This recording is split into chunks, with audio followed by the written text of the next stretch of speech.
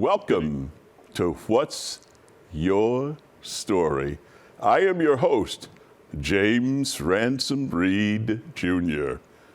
My topic today is just do it. You'll see what I mean.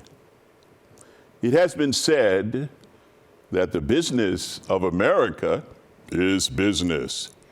We all know that every business has a product to sell.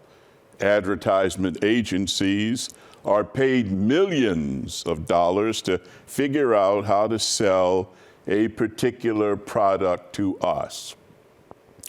The television commercial is a major tool for selling us all kinds of things. We have been bombarded over the years with countless commercials. Consequently, we have stored in our minds many different jingles and catchphrases related to a specific product or company. Let me see if my theory is correct. See if you watching can answer the questions I am about to give you. What product is good to the last drop? If you said Maxwell House coffee, you're right. What product asks the question, what's in your wallet? If you said Capital One, you are right. What product encourages us to have it our way? You could have it your way. What product encourages us to do that? If you said Burger King, you are right. What product warned us not to leave home without it? What was that product? Don't leave home without it. If you said American Express, once again, you got it. What product is finger-licking good? If you said Kentucky Fried Chicken, well, you got that one too. What product is good? If you said Campbell's Soup, bingo. What product is the quicker picker-upper? Did you say Bounty? You nailed that one too. What product tells you, bet you can't eat just one? What product is that? Does that take you back? Bet you can't eat just one. What's that product? That product is Lay's potato chips. What product goes snap, crackle, and pop? If you said Rice Krispies, again, you win. And lastly, what product melts in your mouth and not in your hands? What is that product? It melts in your mouth, but not in your hands. If you said M&Ms, bingo. You get the idea. As Christians, our product is the good news of Jesus Christ. Now, I began to wonder how good a job have we been doing at selling the best product in the world. One need only turn on the nightly news to see the violence, the hatred, and destruction of the earth, war, greed, bigotry, pain, and suffering that are so much a part of our daily lives. We are afraid to send our kids to school. We are not even safe in our houses of worship. The captains of industry have a free rein to plunder and loot and crush those who stand in their way. Elected officials openly advocate racial intolerance and cultural bigotry. Have you looked into the eyes of the children whose parents were taken from them because they entered the country illegally? Thousands of eyes shadowed by the mascara of misery. And we look the other way. Thousands of our fellow citizens struggle to get or keep basic health care in the richest nation on earth. I want you to think about those things with me today. I want you to think about who we are as a people and what we are as a people. And what do we value? What's really important to us? I want you to think about those things as I continue. Drug companies are killing people all in the name of profit. They don't even have to admit that they did anything wrong. Just pay a fine, you're good. No admission that you did anything wrong. You just pay a fine and you move on. No matter how many people suffered or died because of your cavalier callousness and greed. You had top-rate attorneys, you had deep pockets. You don't have to admit what you did. That's one of the first things our parents taught us growing up. When you do something, own up to it. But apparently not in this case. They don't even have to admit the wrongdoing they did. They just pay a fine and they move on. As I think about all of these things and more, I wonder what Jesus would say to us today. You may recall a very popular TV commercial that featured an older lady named Clara Peller. You remember Clara? She had ordered a hamburger, and she could barely see over the counter. When the hamburger was placed in front of her, she asked a question that propelled her to rock star status. She said, "Where's the beef?" Where's the beef? A simple enough question. But we now know that that simple question had enormous meaning in the life of this world and in the people in this world. Jesus might ask us today, where's the beef? You say that you love me, and yet there is hatred in your heart against your fellow man. Where is the beef? I told you that which you do unto the least among you, you also do unto me. And yet I hear the cries of tens of thousands of my children who are hungry and without shelter. And still you say, you love me? Where's the beef? The innocent are placed in prison and the guilty go free. And yet you say that you love me. Where's the beef? You choose comfort over confrontation. You don't speak out against violence. You are silent in the face of injustice. And you say that you love me? Where's the beef? We have to ask ourselves, who guides us through this world? What governs our behavior? What makes us decent human beings? We have to ask some really profound questions of ourselves at this period in our nation's history.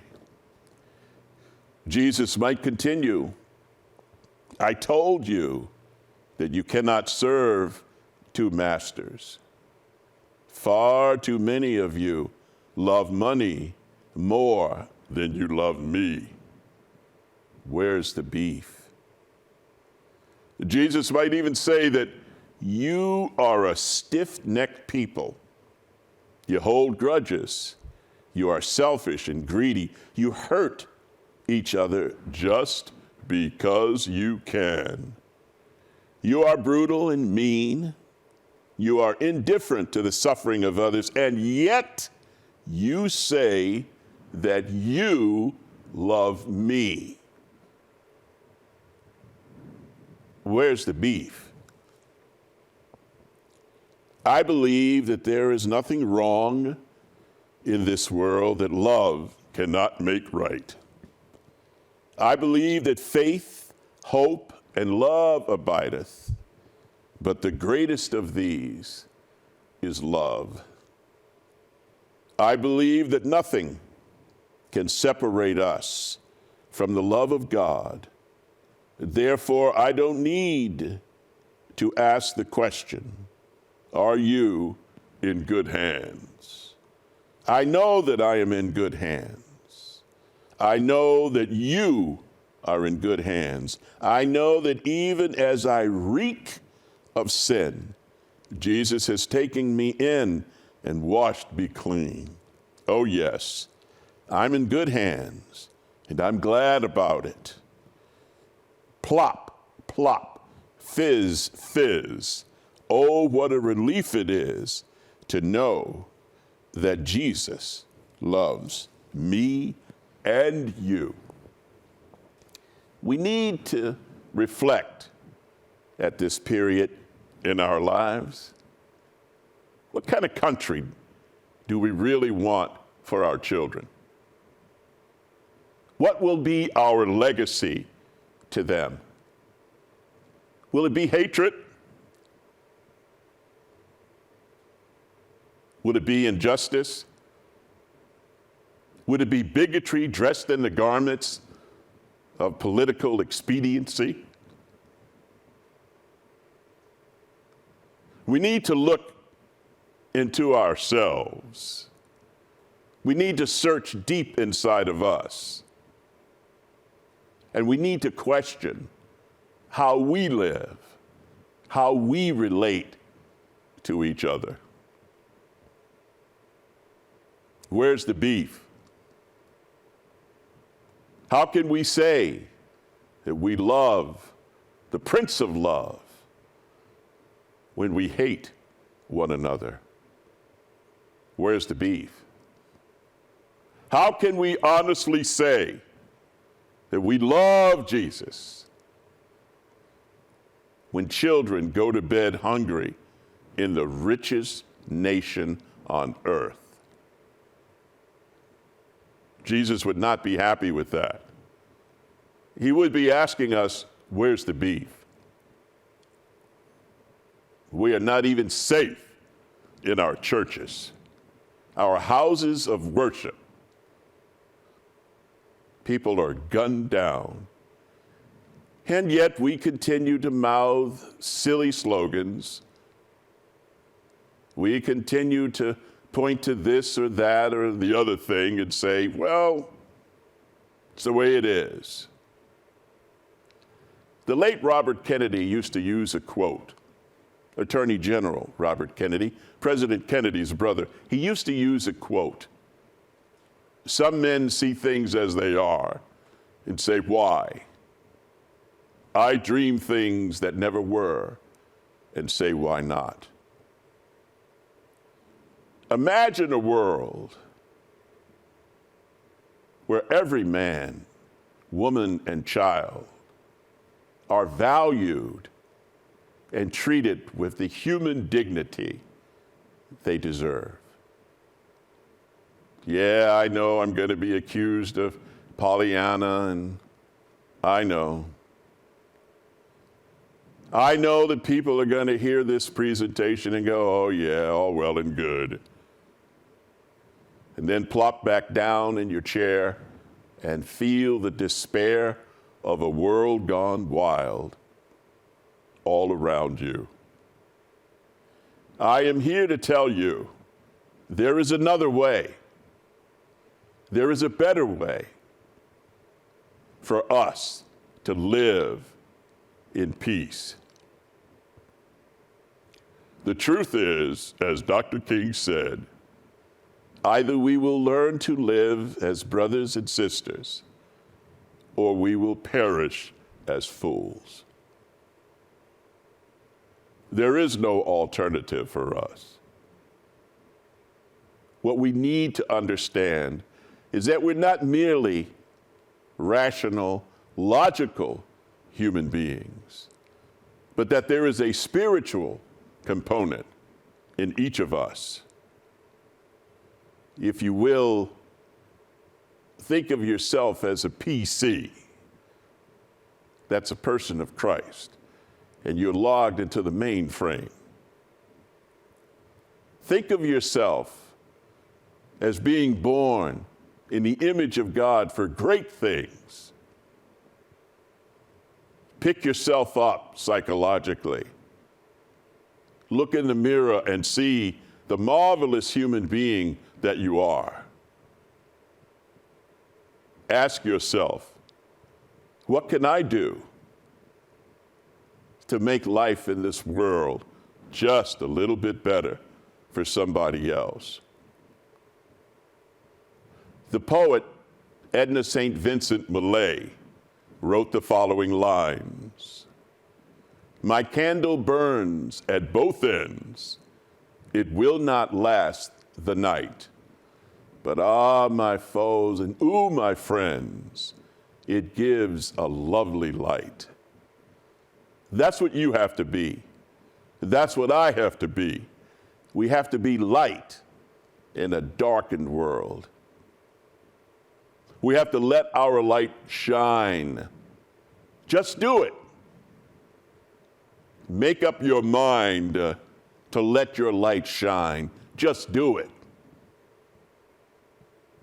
It is important how we treat each other. It matters what we say and do to each other.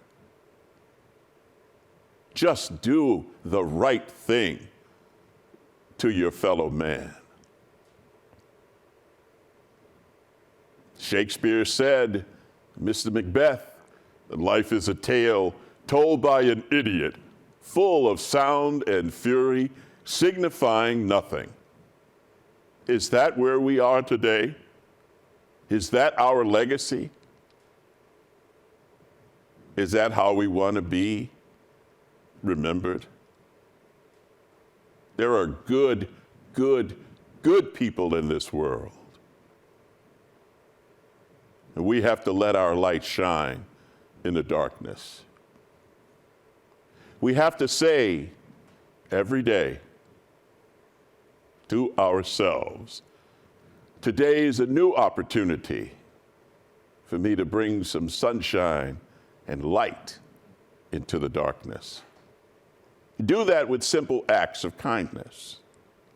Simple acts of kindness. Do something for someone without telling them that you did it. Smile at someone today. You never know what a smile can do. I know that sometimes we get overwhelmed and we ask ourselves, what can I do? Here are some things that might help you with that. As Christians, we've got to let the world know that the virus of hate is no match for the vaccine of love. Just do it.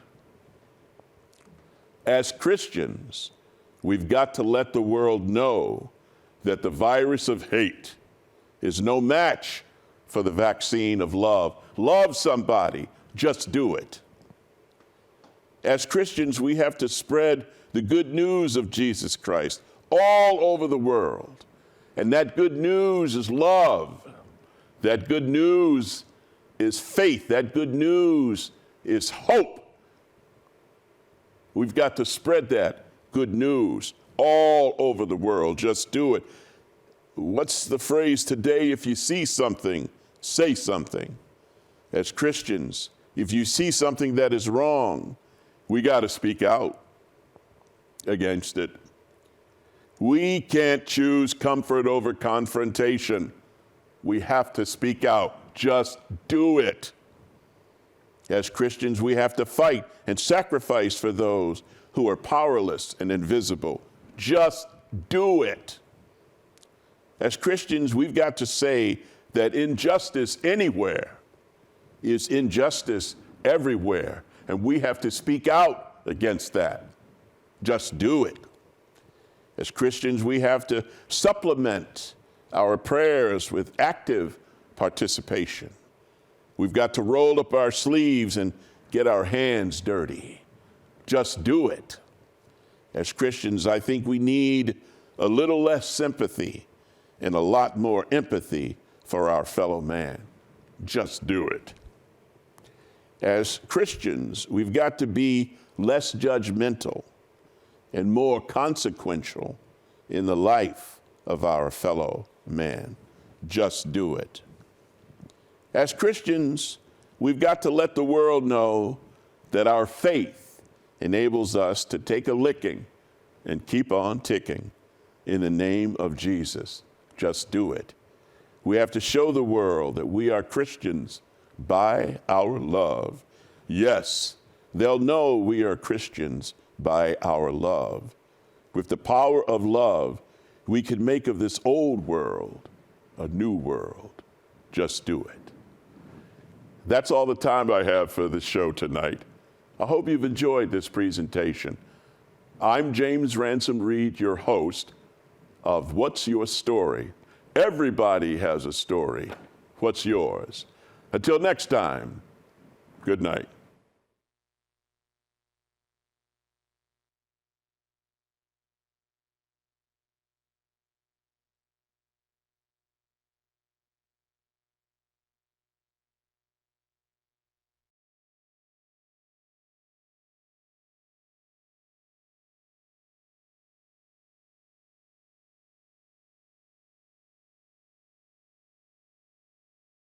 The Saybrook Fish House in Canton has been serving fresh seafood, chicken, and steak entrees for 34 years, offering 3 cozy dining room settings, a newly renovated pub with craft beer, wine by the glass, specialty cocktails, and a lighter fare menu.